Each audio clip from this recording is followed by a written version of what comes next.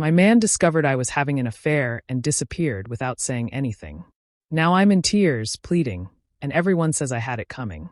I'm feeling overwhelmed and need to express everything because I feel like I'm losing my mind, and I don't have anyone left to confide in.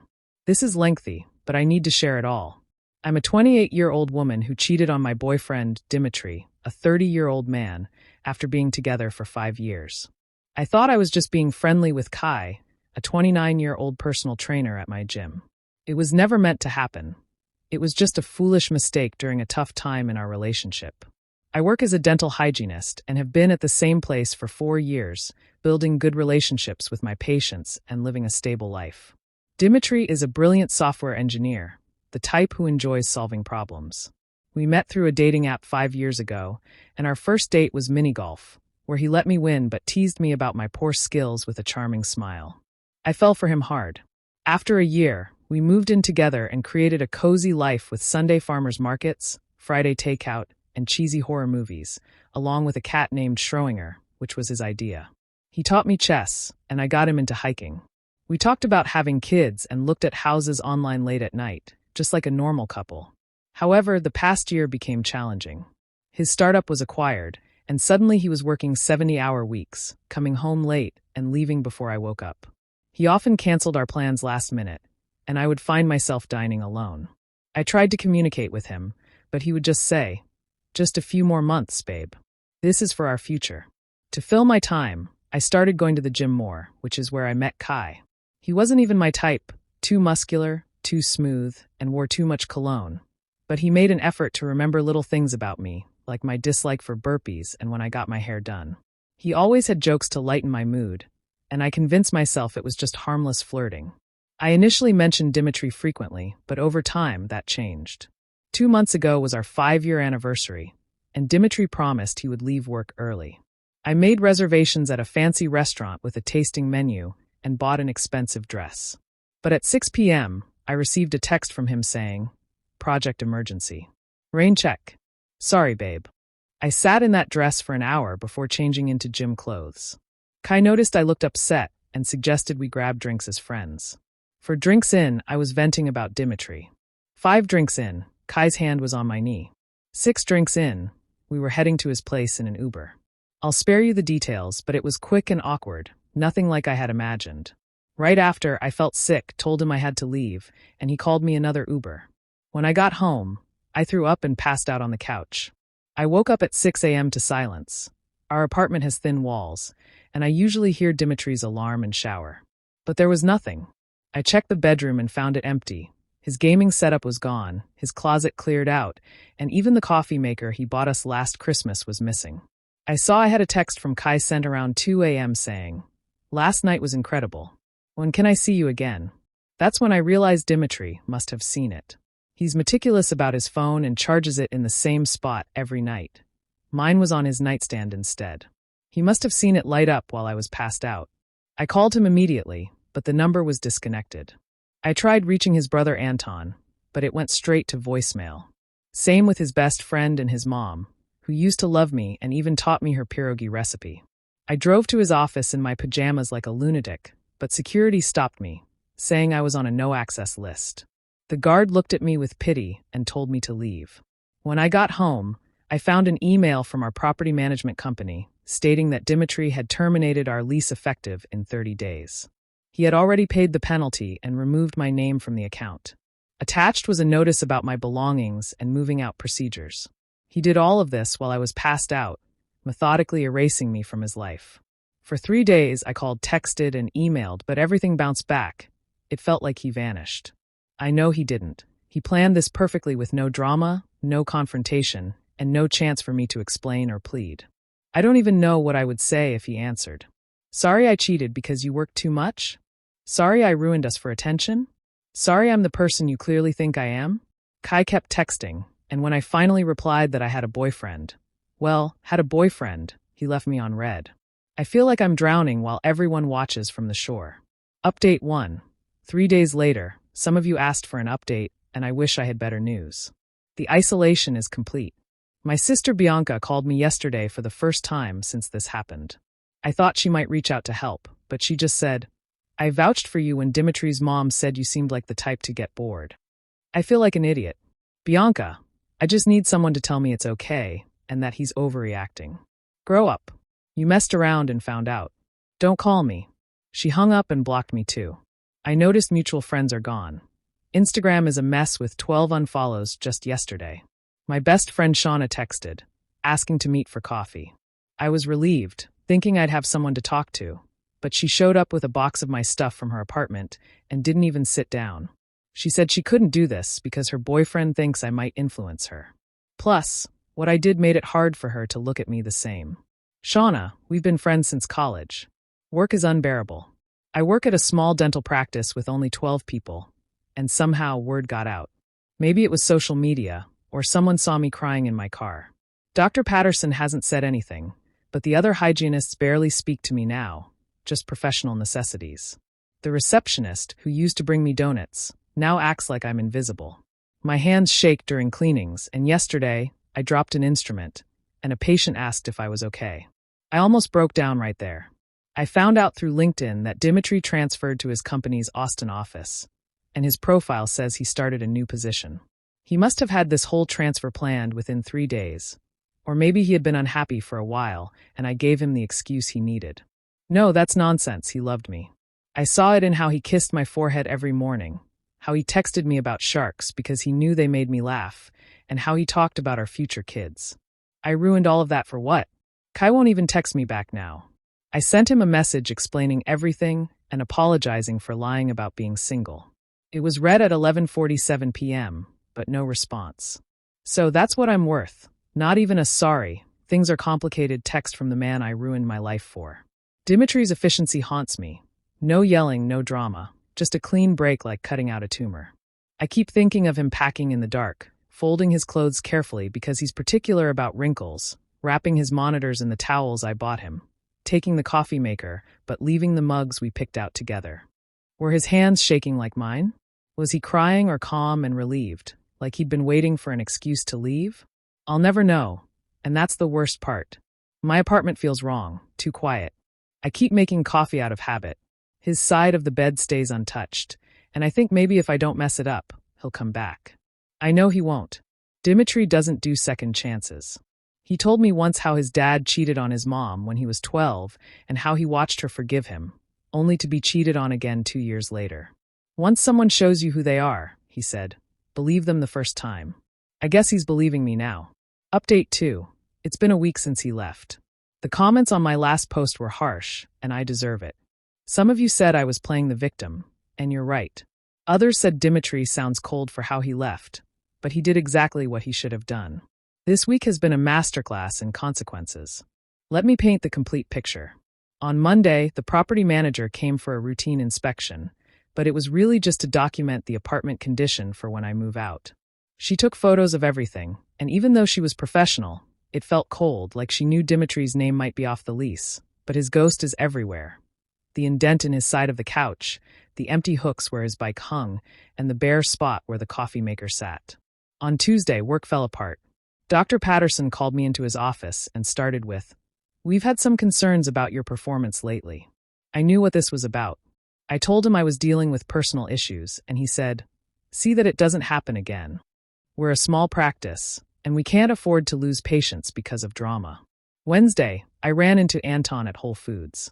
He looked at me like I was dirt on his shoe and said, "He's great. Best I've seen him in months." I wanted to explain, apologize, but he just said, "I found out what she is. I'm done. That's it.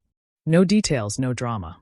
We did the math, one shower text away from being played for years. I used to defend myself to my mom, saying I was different from the other girls he dated. Guess they trained him well. He knew exactly how to handle this. Clean break, no looking back. His mom is so proud of him. She says he's finally acting like a man who knows his worth. He left me standing there with my sad basket of single-serve dinners. On Thursday, the group chat with our mutual friends officially died. It had been quiet since this happened, but I could still see old messages.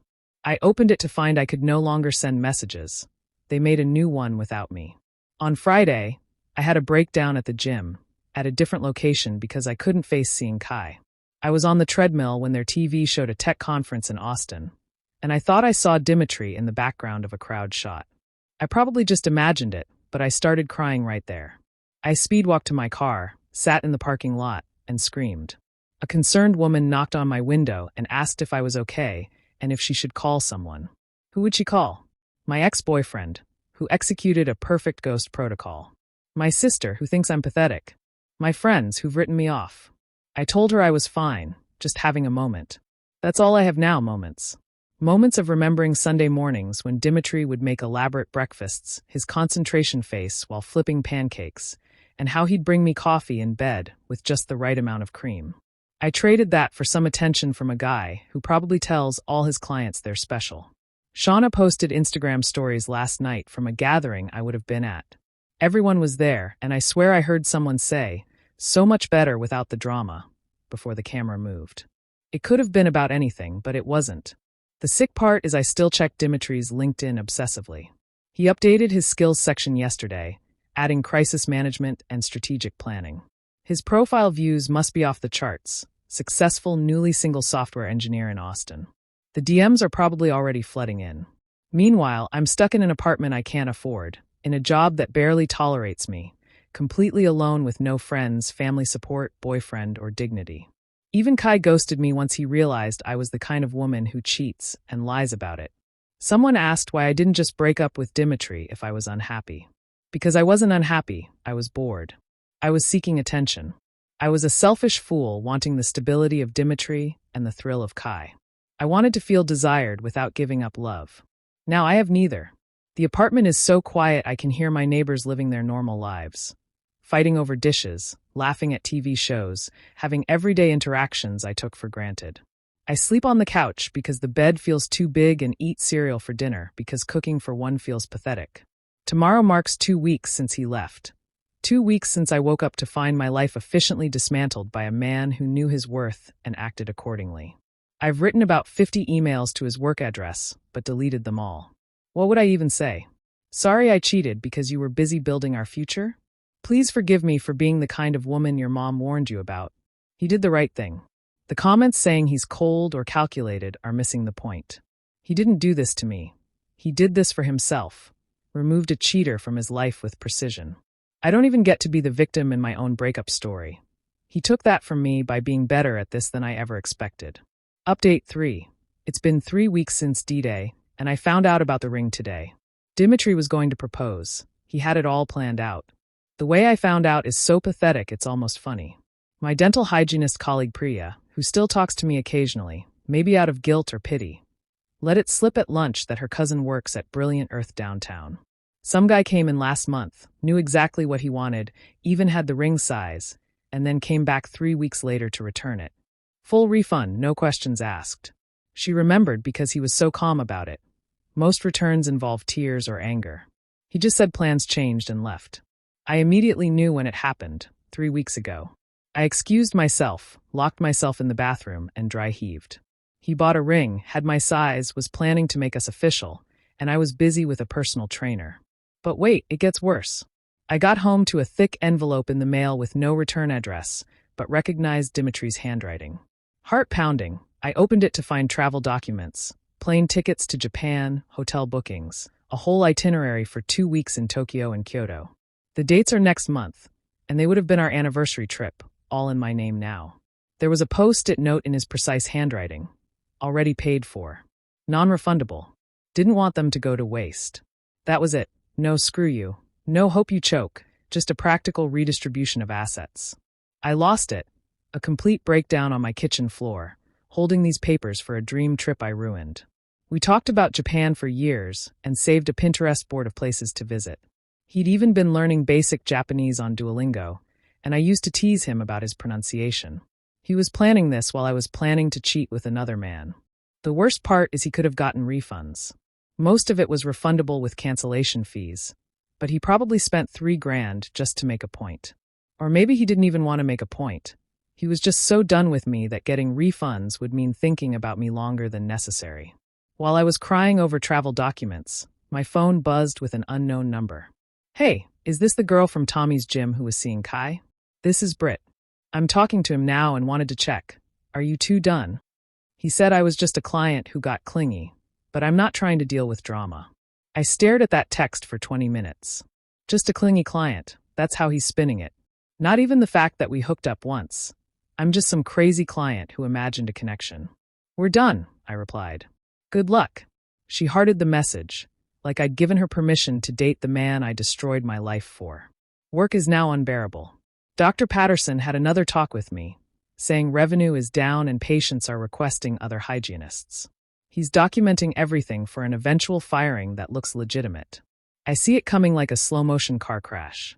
I applied to other practices and had 2 interviews, both going well until they called my references. Then radio silence. I can hear them saying, "She's the one who cheated on that nice software guy." My reputation follows me like a bad smell. Mom called yesterday, finally. I thought she might offer support, but she said, "Bianca told me what happened. I'm not going to lecture you. You're 28, not 18. But I need you to know how disappointed your father and I are. We raised you better than this. Mom, I know I messed up. But no buts. You made your bed, literally." Apparently, my dad doesn't even want to talk about it. He liked Dimitri. We all did. Even my parents are Team Dimitri. I can't blame them. He fixed their computer last Christmas and spent 3 hours teaching my dad about password managers. He helped my mom set up her iPad. Probably the son they wish they had instead of the daughter who throws away good men for gym randos. The subreddit for my city had a thread about good gyms where trainers maintain professional boundaries. Someone responded, not Tommy's. Their trainers will F your girlfriend. That got 16 upvotes. My humiliation has turned into a local meme. What's really messing with my head is that Dimitri is thriving. His LinkedIn shows he's speaking at conferences now, and he posted a photo from a tech meetup in Austin. New haircut, fitted shirt, surrounded by attractive people. The comments are all fire emojis, and women are moving to Austin themselves. My ex-coworker from his company still follows me and posted Instagram stories from his going-away party. Dimitri looks genuinely happy, not the tired version from the recent months, doing shots with coworkers, and some brunette is touching his arm in that way that's definitely not professional. It's been 3 weeks, and he's already moving on while I'm Googling how to afford rent on unemployment. The petty part is that he took our shared Netflix but kept paying for it. I still have access, and he's watching shows we had on our list and finishing series we started together. He updated his profile name from Dimitri and Optus D. That tiny change hurts more than getting blocked would have. I've started therapy, $150 a session I can't afford. But what else can I do? In my first session, the therapist asked what I hope to achieve. I want to stop feeling like this. Like what? Like I murdered someone. Like everyone can see the blood on my hands. She didn't disagree, just took notes. Even my therapist knows I'm the villain in this story. 3 weeks since I traded 5 years for 20 minutes. 3 weeks since Dimitri showed me what self-respect looks like in action. 3 weeks of watching him rise while I drown. Tomorrow, I start packing. I can't afford this place alone, even if I had the heart to stay. I found a studio in a sketchy area with no gym nearby, which is probably for the best. Dimitri's mom was right. I am exactly the type to get bored, to self-destruct, to take something beautiful and set it on fire just to feel warm for a moment. He knew his worth. I'm still figuring out if I have any left. Update 4. It's been 2 months, and I've hit rock bottom. I lost my job 6 weeks ago. They called it restructuring, but we all knew. Dr. Patterson could barely look at me while HR delivered the news. They gave me a generous 3-month severance, considering they could have fired me for cause based on my performance. That severance is almost gone. Moving costs, security deposit on the studio, therapy I can't afford but can't stop. I started at a dental chain last week, the DMV of dentistry. Fluoride treatments on an assembly line, half the pay, twice the patients, and no respect. My colleagues are kids fresh out of hygiene school or people who messed up somewhere else. We don't ask each other why we're there. The studio apartment is 400 square feet of desperation. It faces a brick wall, and the gym bro upstairs does deadlifts at 5 a.m. The couple next door fights in Spanish. Last week, someone got stabbed in the parking lot. I sleep with a chair against the door. I ran into Anton again at the grocery store, because apparently, I'm doomed to have breakdowns near produce. He was with a tall blonde in yoga pants that cost more than my weekly groceries. She looked at me with curiosity, and he whispered something that made her face change to disgust. "That's her," I heard her say as they walked away. She looks so ordinary. Ordinary, not even pretty enough to make my betrayal make sense. Bianca finally called, not to reconcile, but to tell me I'm not invited to Thanksgiving because it would be awkward. She said Dimitri has been helping my dad with the deck. He's basically family now. My ex is spending the holidays with my family, while I'll be eating microwave turkey in a studio that smells like other people's cooking. But here's the real kicker. I found out through Instagram that Dimitri is dating someone. Let's call her Perfect Patrice. She's everything I'm not. A trainer at an upscale cycling studio, owns her own condo, and has an Instagram full of sunrise workouts and smoothie bowls. No thirst traps, just genuine fitness content and motivational quotes that don't make you want to puke. They met at his company's charity 5K, and she volunteers teaching spin classes to underprivileged kids. Of course, she does. She probably rescues puppies in her spare time and flosses twice a day. The photo that broke me was them at some tech gala. He's in a suit that fits better than anything he wore with me, and she's in this elegant dress, hand on his chest, looking at him like he hung the moon. His hand is on her lower back, protective and proud. The caption read, "So grateful for this amazing man." The comments are filled with his coworkers and family. His mom posted heart emojis, and Anton wrote, "Upgrade complete. I've been reduced to a software term.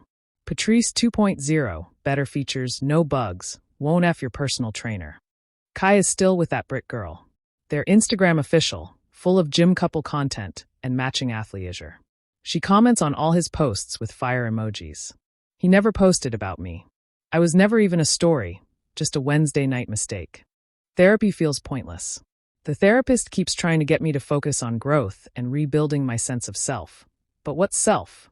I'm a 28-year-old dental hygienist living in a studio I can barely afford with no friends, no family support, and a reputation that follows me like a bad smell. You need to forgive yourself, she says. Why? No one else has. Forgiveness isn't about them, it's about you. But I don't want to forgive myself. I want to go back to that night and slap the drink out of my hand, tell Kai to F off, go home to Dimitri, apologize for the anniversary dinner, and make love to my boyfriend instead of some stranger. I want to wake up to his coffee and kisses, not his absence. Last week was my birthday, 29, almost 30, and starting from less than zero. Mom sent a card with $50 saying, "Hope you're doing well. Not love you, not miss you, just hope and grocery money." Dimitri didn't reach out. Why would he? I'm deleted from his life like a bad line of code. He probably doesn't even remember me or remembers and feels nothing. Just another day in Austin with his upgrade, while I ate leftover Chinese from a container. The Japan tickets are still on my fridge. I can't bring myself to throw them away. I can't afford to go. They mock me every morning, a monument to the life I burned down. Sometimes I write him letters in my head, long, rambling things about how sorry I am, how I finally understand what I lost, and how Patrice is lucky. I hope she makes him happy, even though it kills me. I still use the laundry detergent he liked because it reminds me of home, but I never send those letters. What's the point? He made his position clear with his silence. I'm not even worth telling off, just a mistake to correct, a bug to fix, a problem solved by deletion. It's been 2 months of watching him thrive while I survive. 2 months of consequences compounding like interest on a debt I'll never pay off. The funny thing is, I can't even blame him. He did everything right. No messy breakup, no public drama, no giving me ammunition to play victim. Just a clean exit and a life well lived without me. That's what hurts the most. Not that he's gone, but that he's better off without me. Happier, freer, upgraded, while I'm stuck in my studio apartment, ordinary and alone, paying for 20 minutes that meant nothing. Karma isn't a BTCH. She's an accountant, and her books always balance. Final update. This is the last update. Some of you have followed this train wreck from the start. Others just want to see how low a person can go.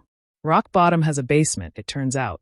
3 weeks ago, I wrote Dimitri one final time. Not an email he could delete unread, but a real letter on nice stationery I bought for thank you notes we never sent.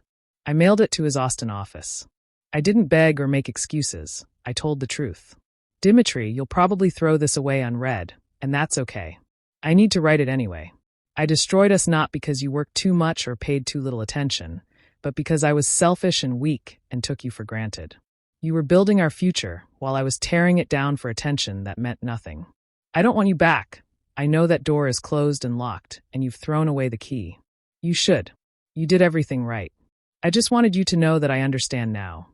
Understand what I lost, what I threw away, who I really am, and who you are, a man who knows his worth and acted accordingly. I hope Patrice makes you happy. I hope she appreciates what I didn't. I hope she never gives you a reason to execute another perfect exit. Thank you for 5 years. Thank you for leaving so cleanly. Thank you for not letting me drag you down with me. Be happy, you deserve it. It came back 2 weeks later, unopened, returned to sender in his handwriting. The final, F you, not even worth reading. Fair enough. But that's not why this is my last update. Yesterday, I ran into Shauna, my former best friend, at a coffee shop near my old neighborhood. I was dropping off paperwork at a chain clinic there. She was with another girl, laughing at something on her phone. When she saw me, she froze. I could have walked away, should have, but I'm tired of running. Hi, Shauna. She looked trapped. Her friend whispered, Is that her? Shauna nodded. How are you? I asked, because what else do you say? Good, really good. Surviving. Then she said something that changed everything. He showed me the folder. What folder? Dimitri, when everything happened. He showed me the folder on his phone. Screenshots of your texts with that guy going back months. Flirting, sending gym selfies, making plans to meet up, telling him you were basically single and that your boyfriend was more like a roommate. He had everything. My stomach dropped. I never meant for it to be that way. Those were just jokes, flirting, emotional cheating that turned physical. Yeah, he knew. He'd known for weeks, apparently, trying to figure out if he was overreacting. Then he saw that final text and knew he wasn't. Why didn't he say anything? She laughed, but it wasn't funny. What was there to say? You'd already made your choice. He just made his. Her friend tugged her arm. We should go. Shauna looked at me one last time. For what it's worth, the proposal was going to be in Japan. He'd planned it all out, had us help pick the ring, even wrote his speech about how you made him want to be better. Guess you did, just not how he expected. They left me standing there, coffee getting cold, realizing I had been wrong about everything. He knew. He watched me pull away, flirt, and lie. He gave me chances to stop, and when I didn't, he prepared his exit strategy like the engineer he is. No drama, no confrontation, just evidence collected, plans made, execution perfect. I wasn't even blindsided, I was just blind.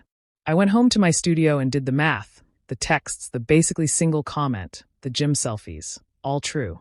I had been emotionally cheating for months, convincing myself it was harmless. Dimitri watched me betray us in slow motion, hoping I'd stop. When I didn't, when I crossed the final line, he already had his response ready. The coffee maker makes sense now. He bought it knowing he'd leave. The Austin transfer he probably had been considering anyway became an escape route. The ring return, the lease termination, the surgical removal, all planned by a man who'd seen enough and knew his worth. I played myself, lost a game I didn't even know we were playing. So that's it. That's my story. Girl meets boy. Boy loves girl. Girl gets bored. Girl cheats. Boy leaves with dignity intact. Girl learns lessons too late. Some of you will say I'm still playing victim. Maybe, but I think I'm finally seeing clearly. Dimitri didn't break up with me in a fit of rage. He executed a business decision about a bad investment, cut his losses, moved on to better ventures. He's thriving in Austin. His LinkedIn shows another promotion, and Patrice posts couple photos that look like advertisements for happiness. His mom comments on everything with hearts and prayers for grandchildren. They'll probably get married in some vineyard with everyone who cut me off in attendance, toasting to his upgrade. Me. I'm here, studio apartment, chain dental clinic, therapy I can't afford, and a reputation I can't escape. 29 years old, with nothing to show but cautionary tale Reddit posts and a Japan trip I'll never take. The tickets expired last week. I never could bring myself to use them. It felt wrong to go on his proposal trip alone. They're in the trash now with the rest of my old life. I don't dream about fixing this anymore. I don't check his social media daily, only weekly. Progress. I don't write letters he'll never read.